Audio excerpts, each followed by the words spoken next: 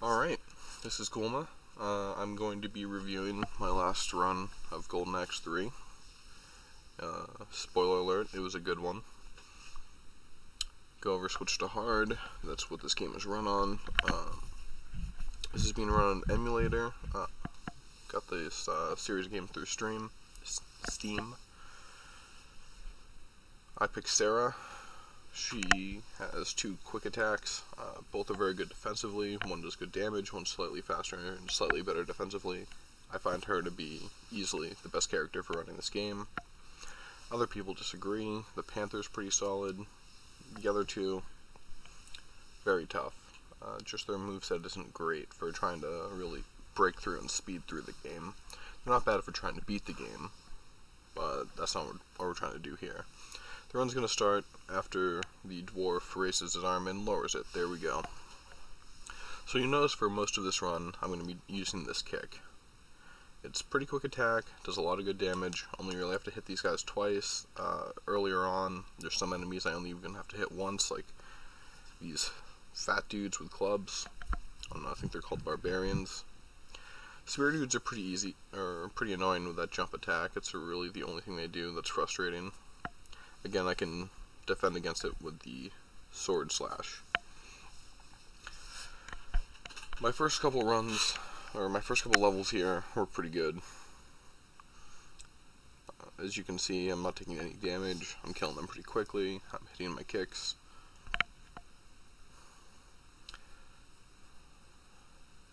So these girls will stand here for a couple seconds, or they'll move when you hit them. So it's pretty crucial to try and get in there quickly and do a big damage attack on them. There we have the first level, pretty quick. Second level is a little interesting here to start. We're going to start in the back of this, I don't know what to call it, a carriage maybe, or a platform, a rolling platform. But anyway, the quickest way in this level is to knock people off the edge like I just did that spear dude. That way, even though some of these guys I can kill in one hit, most of them it's going to take me two or more. And so by knocking them off, it kills them in one, just makes it go faster. If I fall off on the screen, I just lose a chunk of health, but it also takes a while, so pretty big damper on trying to speedrun. As you can see here, I was almost flawless on that. There were a couple guys who I had to hit twice, but for the most part, it was pretty good. So there's a couple things you can do when guys come in with a tough attack. Like the spear guy earlier came in for a jump attack and I couldn't use one of my defensive attacks. Just get off their lane. You know, this is an old 2D platformer, so you can kind of abuse it like that. There's probably two enemies that I find the hardest in the game, are the skeletons and the girls with the ball and chain. Earlier on they're not so bad, but later on they're pretty frustrating. This is honestly one of the harder parts of the game. Those guys run around pretty good sometimes. So now we're at our first boss.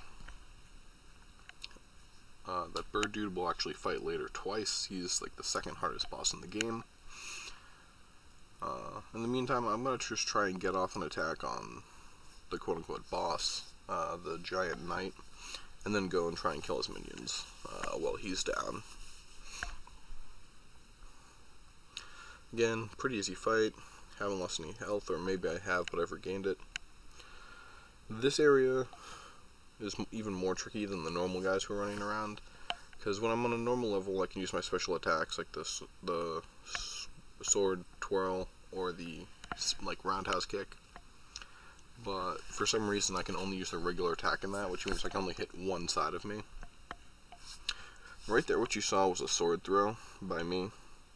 That is an accident. If you see me doing a sword throw, it's a mistake.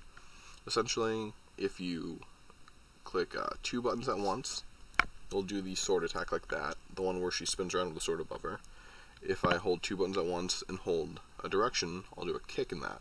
The kick does more damage, so I'm trying to do that in terms of doing the most damage, but sometimes it's just better to do the sword twirl. It's a little bit faster, and I think the hitbox goes above you. It's good for getting the spear guys when they're trying to jump up and come down on you. this run I was trying to focus on using magic more often. You can see I was maxed coming into that. I found a new one, and those girls usually give me problems, so I figured it would go a little faster if I just spam that out. But anyway, back to the sword throw. So it's a special attack, so if I hit one direction, then the other direction, and then back to the first direction, and then hit the 2 buttons that I use for my other attacks, she will throw a sword. The sword will go out for quite a bit, takes a while to come back, it leaves you wide open, it doesn't do a ton of damage, so again, like I just did it twice there. Anytime you see me do that, it's a mistake or I'm trying to show off. But I'm almost never trying to show off. Now, what's interesting about the snail ostrich thing, I don't know what to call it, the enemies will try and get on it. Anyone can get on it, I can get on it, and they will just be attracted to it. So if you stand near it, you can wait for them to come to you and kill them. So that, if you're having trouble running through the game, that's a little tip that might help you out. So that's the annoying attack from the Amazonian women. They jump in the air, they fling around the mace. It's really hard. You're gonna have to try and do the sword swirl.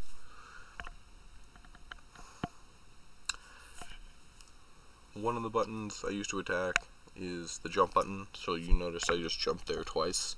It's because I was trying to attack and didn't hit the buttons correctly. Now, not a lot of people run this game, but I always loved this game as a kid, played it a lot, some sentimental attachment, so when I started playing it again, I think originally on the Sega Master Collection or something, and now this, it just brings back, a lot of fun memories from childhood. And one day I saw someone had run it. He's the only other person as of now who's run this game, and he put up a 41, and I thought, hey, I could probably beat that. So I took about 3 or 4 runs the first time back. First one was pretty awful. Second one was not bad. It was like a 45 or like a 43. And then my third run is the other one that's up on my channel with no audio. It was pretty great. Just kidding. No, it was alright. I had a decent run, and I managed to take about a minute or something off the total time. So at the end of every level, we're going to be getting those chase the dudes. Some of them are different. You'll see later on. And in terms of pathing, you'll notice that most levels have a choice to go in 2 directions. It's usually either straight or down, or straight or up. Now, I haven't really dug through this game and run the different levels to try and figure out which ones I'm fastest on.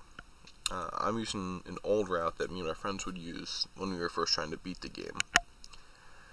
This route has the most hearts and the most prisoners. So we'll see some prisoners later here, but you'll notice I have 2 female symbols below my portrait in the upper left there. That means I've saved 2 people. Every 5 people you save, you get an extra life. The other thing that gains you life is a heart. The heart is given to you by these green dudes. You'll see one right here, and it, first of all, it gives you max health. Second of all, it literally increases the bar. You'll see it's now going past the potions. And so that gives you a ton of health. But because it gives you max health, when you run it in 2 players, sometimes it's a little more interesting. You have to figure out who's gonna rescue the people, who's gonna get the hearts, and that kind of stuff. Usually, it's more important to save a full continue, especially when it comes to the end, and you'll see, you won't see in this run, because I beat it with quite a few to spare, but when you're getting close, it does give you an extra magic towards the end. I'll explain that later. I'm fighting the skeletons here, and like I said earlier, they are one of the hardest enemies for me. They're pretty frustrating. They have a shield, like a couple other enemies do, to block, which means you can't always guarantee a hit on them. They jump around, they've got a charge attack, which are some of the most annoying in the game. They also have like a neck bump attack, and then they have something I call undershield. I'll try and point out if I see it, but essentially they get down on one leg. They whip their shield around. It's very hard to block. It's right there. Very hard to defend against. So you'll see against these guys more often. In this run I was trying out the jump attack, but he seems to be shielding pretty well from it. I try and use my sword slash. It's a little bit faster to get to them. It doesn't do as much damage, but these guys are annoying as hell for me to try and beat. I'm trying to save my magic here because we have a boss fight coming up. It's usually pretty convenient to get rid of the minions when you're trying to fight bosses, especially real bosses. You'll notice the boss we fought earlier was one of these giant knight guys, and now we're starting to fight them as normal enemies. So the reason, if you saw me destroy the last couple rocks, it's because they had prisoners in them. I'm purposely not destroying these rocks because these two have enemies in them, and that just adds more time to defeat.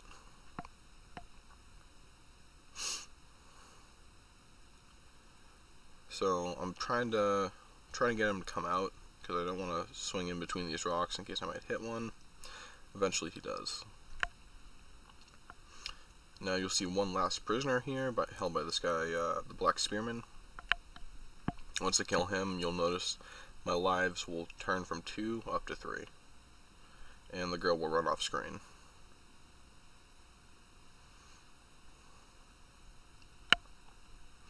This area is kind of frustrating, very short to fight, and these girls with their jump attacks have such a good range.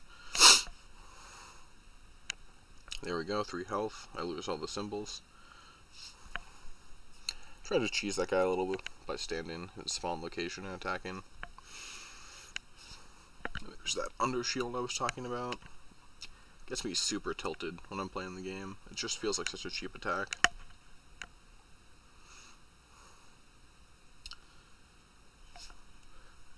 You can see here how much more damage and everything I'm taking than I did for like the first 3 full levels of the game, or 2 full levels. These guys just really frustrating to try and fight.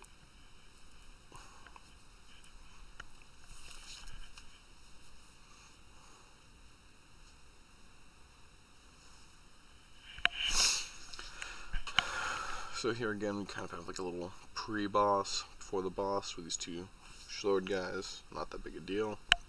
Or 2 knight type guys. And here we go. I'm holding off to use the mana until that other guy comes on the screen. Sometimes if you're too early, there'll still be a skeleton on there, and then it's just really annoying to have to deal with a skeleton while you're also trying to deal with these 2 guys. These 2, I don't know, Minotaur, Goro Minotaur looking dudes. They've got a spin attack that's pretty good, so basically if you're trying to fight a skeleton, they come up behind you, you're done for. There's that spin attack. So that's my first life down. I don't think I lose another life for a while, but I could be wrong. Having a pretty bad fight against these guys, honestly, but so far the rest of my run has been a lot faster than typical, at least for me. So I'm actually at this point, I keep looking down. I usually use a stopwatch when I'm casually running it to see if it's worth uploading or not.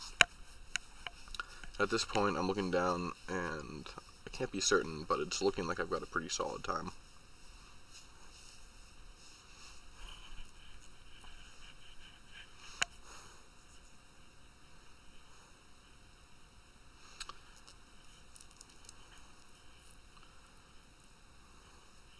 There I messed up, but doing a sword swirl instead of just a roundhouse kick to that first fat dude.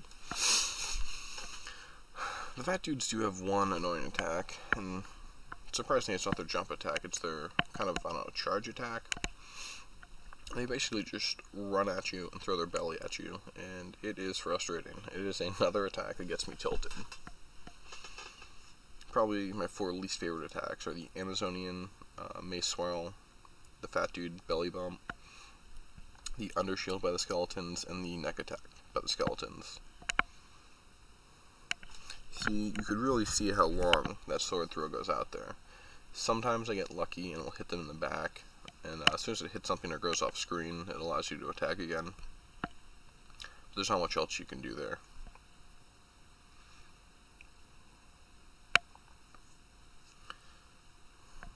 So we're coming up to another, pseudo boss in the night. But honestly, for me, these three girls are much harder to fight than him. Again, you'll see me switching to the sword swirl when they're in the air. If I have a second to react. That's just more defensive. Just has a little bit of wider hitbox range.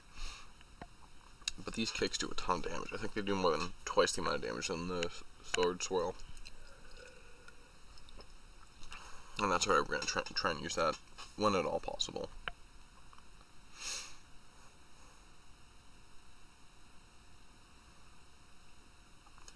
There's not much to say on this level.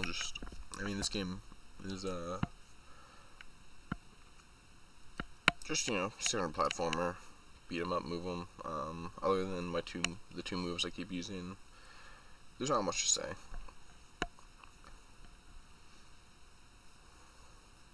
Again, being able to use my special attack there, much easier.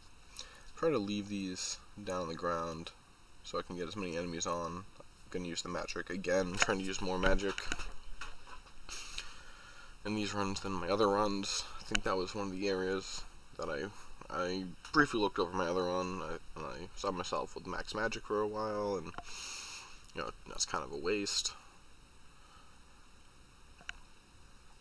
So here we go, we have yet another former prisoner. They're not stuck in rocks, they're not just standing down or sitting down next to the enemy. They are tied up to these poles, which I have no reason why these poles are here.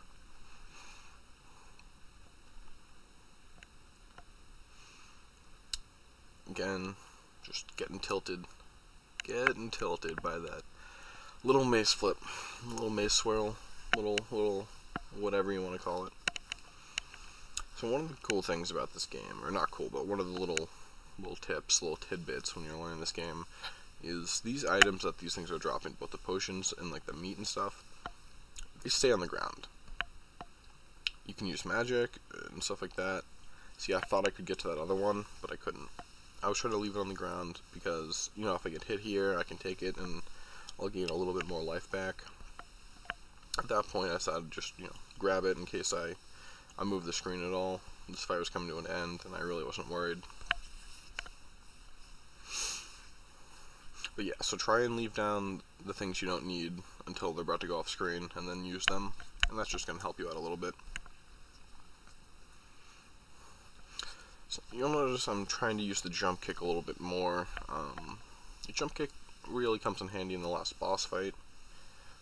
It allows you to get some hits in on them, because a lot of the times I'm coming in real close on these people and doing the kick, and when you get in that close, I think the AI typically tells the enemies to attack. And when they attack, they're not blocking, so I can kind of get free hits off on them.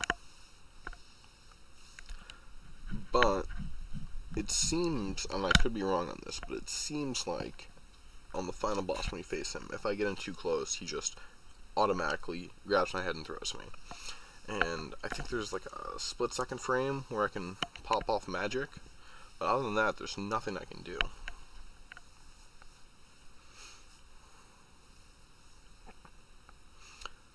Most of the time in these end scenes, I believe the way it works, at least on this one where you have two out, they come and they steal them, and you wake up and try and chase them down, is that you can get a maximum of +2 potions. You can get back the ones you lost, however many they took, and they give some back to you. So this level is one I definitely always want to hit for the speedruns, I think, going forward at least. This is the only place I've found, I don't know if you call it an exploit or maybe a tip or a trick, but you'll notice there's a gap on the left hand side of the screen.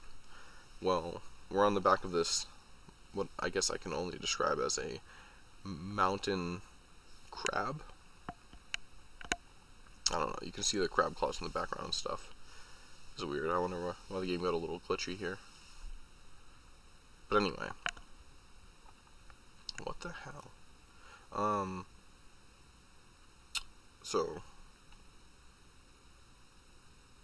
Wow, that's really weird. Anyway, these... Wow, that is wild. Maybe I'm checking the chat. What caused that? Anyway, so there's actually a gap on either side of here. If you use any magic at all, it knocks people back. So I'm going to knock both these guys back immediately into those chasms, and I just skip the fight.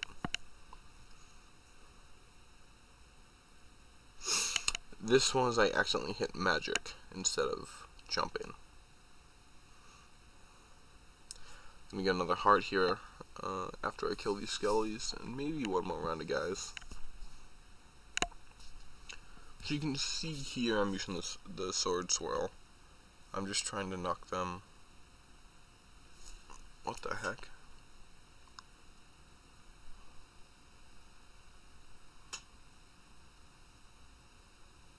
Weird. Another heart there. I'm trying to use the sword swirl on the skeletons just because it's quicker and a little more defensive, and I'm just trying to knock them off the cliff anyway, is my goal, because they're a total pain in my rear.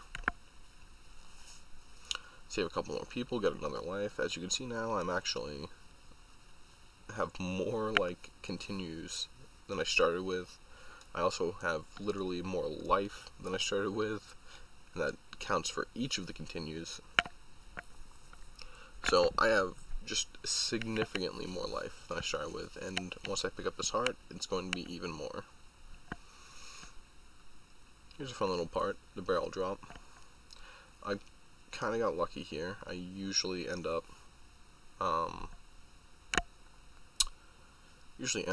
getting hit by one of those barrels.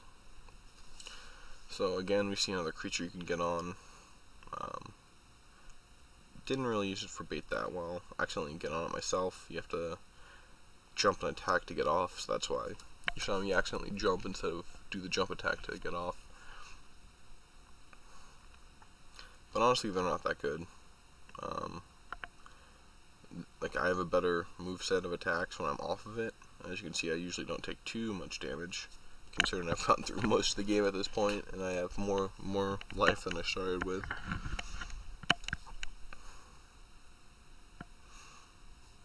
It gets a little tricky here, and we are going to be fighting on an angle, and just because of the way the old, 2D side-scrolling programming handles it, it's kind of weird on where you're attacking and how it like kind of moves you when you go up and down it. It is just bizarre. So you'll see I try and stay off it when I can.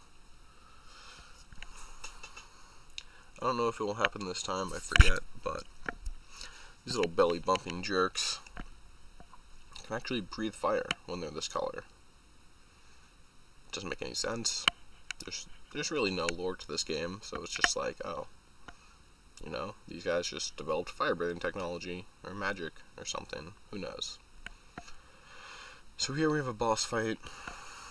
Little trick to the boss fight. Again, this is the bird that dropped off the first boss back in the second level. But the way this boss fight works is if you kill him, that's it. The fight's over. So I don't actually have to go attack these other guys, but as you'll see, they'll hit me from behind, and sometimes they just get too annoying and I just end up trying to kill them. Grab the health while I can. Trying to just focus down the bird. Getting real defensive when I'm surrounded by all four of them. Just doing the sword swirl. There we go. Killed the boss. Everyone else dies. He says some stuff. I try and click through these as fast as I can. Just saves time. Cuts down the overall record.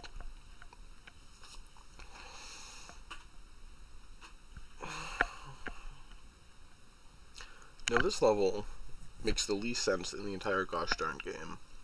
So we're on the back of a bird. One, the wings never flap, so this bird is just straight gliding on thermals, I can only assume. Two, you notice these guys running from either side of me. Well, guess what? Guys are going to continue to run in from the side or materialize from nowhere. Where are they coming from? Why are they watching me kill their friends and not do anything? Like, so, okay, maybe those guys showed up for magic, right? Whatever. So we have the first four, and we have these magic-y skeletons that, just teleport in or whatever. After this, there's going to be even more guys that come off from the right-hand side of the screen. In fact, there will be little, the gnome trolls. I don't know. The only thing that could make any sense is maybe on the other side, they're trying to chase the gnome troll thieves or whatever they are, because they're trying to get health and magic. Despite the fact that none of them have magic and they all start with full health. But regardless, that's the only explanation.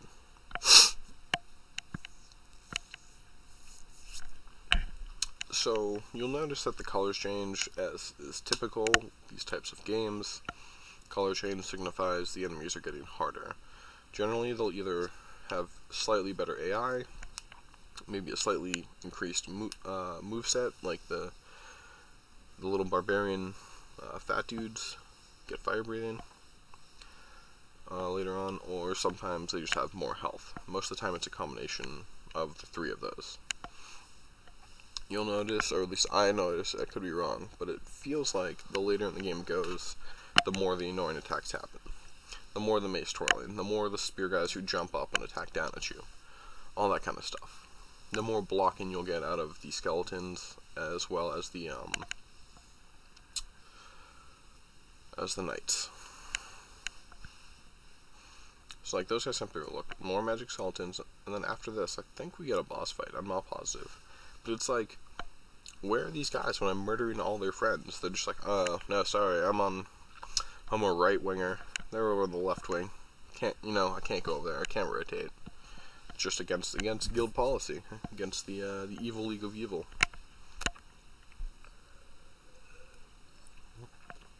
Just can't do it. Don't want to lose my membership. Got a couple points off on my license. You know how expensive the insurance gets after that. Yeah, but there's really no reason. Just find it a little funny. I mean, obviously it's a game, and the developers just got really lazy, and they're like, what if we only have to paint one setting for this entire level? So here we go. We're fighting these bosses. These are the same type of bosses we skipped earlier. They're pretty annoying. They got the kicks. I was about to get hit by him on the jump, so I was able to use magic in time. Again, magic just knocks them back. Unfortunately, there's no cliff or edge to this level, even though there should be.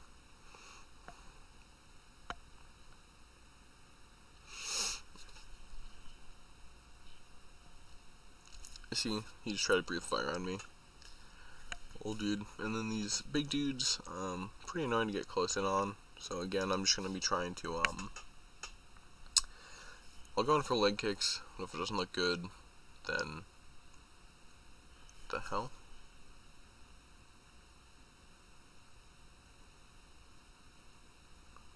I don't know where all these glitches are coming from.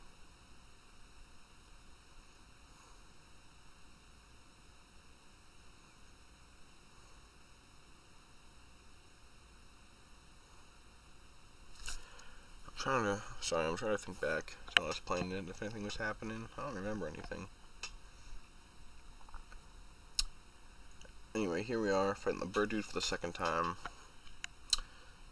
And after this fight, there is a huge reveal in terms of the plot. So far the plot is, bad dude has a golden axe. It's all powerful or something. And he took over the kingdom or something. I don't know. I'm sure they explain it, but who has time to read that stuff? So anyway, fighting this bird dude who's been doing, I think his name might be Death Adder. I don't know. But he's doing the big bad guy's bidding. Got this sweet bird body, he's all jacked up, got some decent biceps, he can fly. He can apparently carry giants encased in full armor. Who knows? So anyway, oh no, what, the spirits are coming out of him. Oh, what, it was the king or something. Oh, he's dead. Boom, huge twist. It was actually the king who was the bird dude, or maybe it was the prince. Who knows? So we're at the final level. Final level gets real steampunky. Besides the fact that we are like in a, like Dark Ages, or I guess, I don't know, the early Middle Ages, whatever you're supposed to call them now. This is like, a slightly idealistic fantasy society, and all of a sudden, bam, giant castle built on a cliff, looks a little steampunky. It just looks like in the background there's like wheels and there's like rivets and like maybe gauges. I don't know if those are just carved out of wood. But anyway, you'll notice, so we're fighting the sword dudes. Or the knights, or whatever you want to call them. And this was like kind of the first quote-unquote boss. And as we go on, we're going to fight more and more of the bosses. We're going to fight the giant mountain men with like the hairy legs. We're going to fight the minotaurs. We're just going all out. It's just a straight callback. I meant to try and grab one there, grab two. Again, leaving the heart till after this fight. These are the lumberjack looking dudes who use hammers instead of maces.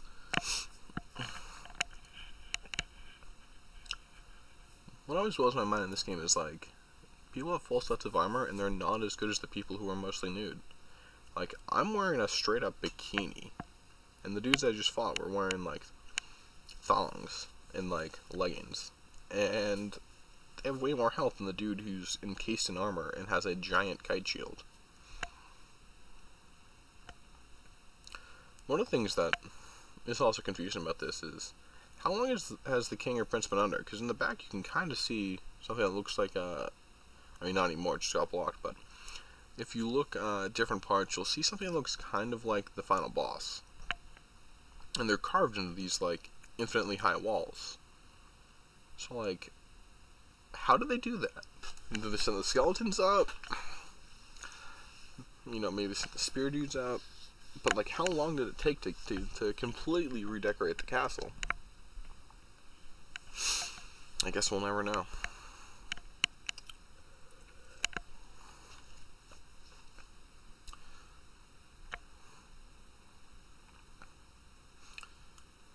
I think that was, like, my first good skeleton fight of, like, the entire game.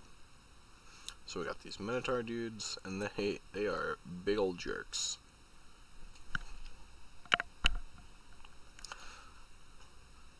At this point, I'm like pretty sure if I just don't have a horrible finish to the game, that I'm going to surpass my 4107, which was the current world record for this character specifically, but also the fastest time that I've been run in the game.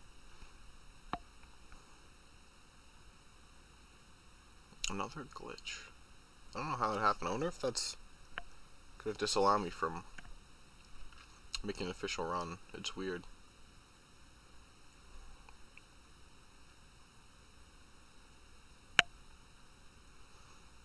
I wonder if this happened the first time too and I just didn't catch it because I didn't really watch the whole thing. Huh. Oh well.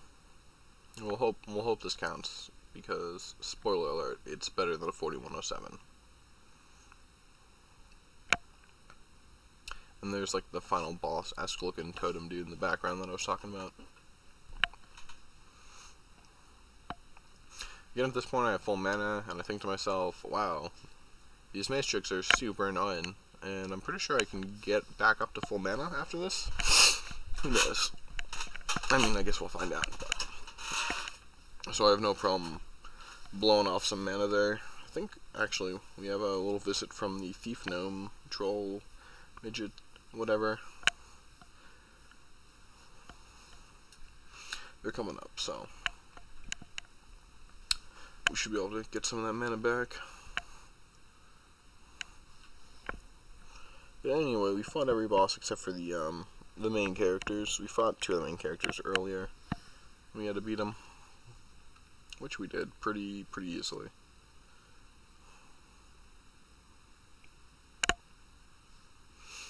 And there's a giant statue of the bad guy in the background. Like, how long did it take us to get here? did he already have like a 200-foot giant statue built?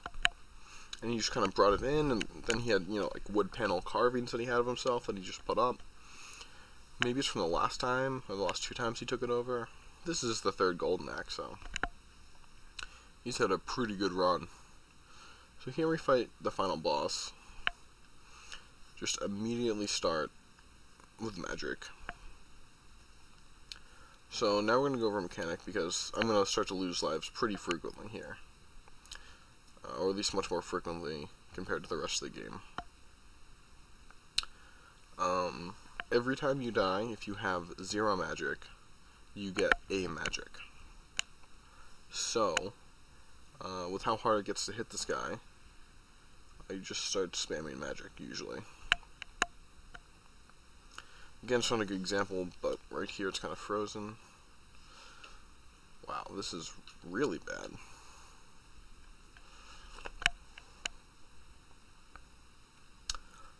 So as you can see, the enemy has an ability to shoot fire on the ground. The blue dude with the sword, who's a playable character, also has that ability, but instead of shooting out 3, he goes 1. So he's reaching to grab me there, and I'm able to get off the magic just in time. If I'm too close to him, it seems like he just automatically grabs me and throws me. You'll probably see it a couple times. I can jump over that and avoid the fire, but I'm just not great at this game. I'm just pretty solid, and I've found like the most broken stuff. So bam, we beat the final enemy. The princess comes out, or the queen. She's all happy.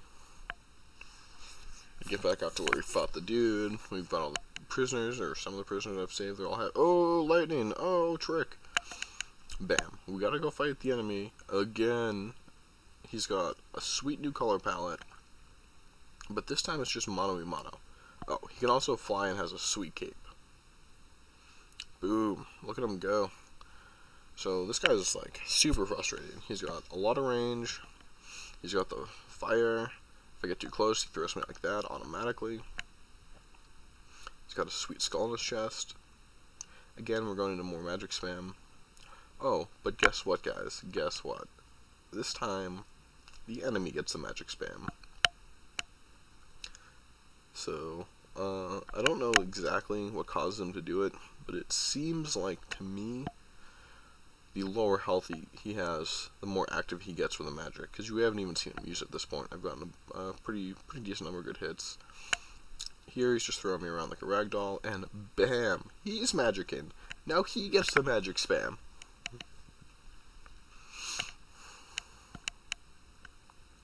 And there's nothing I can do to dodge the magic spam or anything.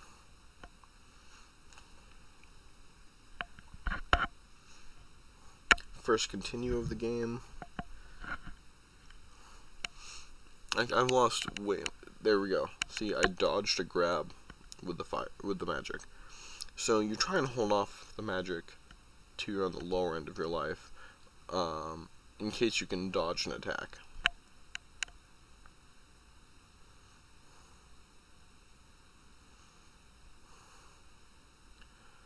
At this point, I'm pretty sure I was getting frustrated, because he had just gotten a bunch of good hits on me. I had really stopped my momentum. I keep blasting out the clock, being like, wow, I'm like killing the record. Like, I need to finish this out. I just need to finish it out. And there I get it. The game doesn't end until I come back and I go over the golden axe there. So there I am. I grab it, and that's the end of the game. My time ended up being, I believe, a 38:13. The previous world record for the game was 41:07. So I shaved off almost a full 3 minutes. I was pretty happy with the result. Not much else to say. I kind of rambled on there. Kind of bad audio for the video, but I think it's probably better than just having no options for audio. And always feel free to mute it if it annoys you. But yeah, that's the game. Hopefully we can get more people running it, more people playing it, just that kind of stuff. Alright guys, have a good one. Cool out.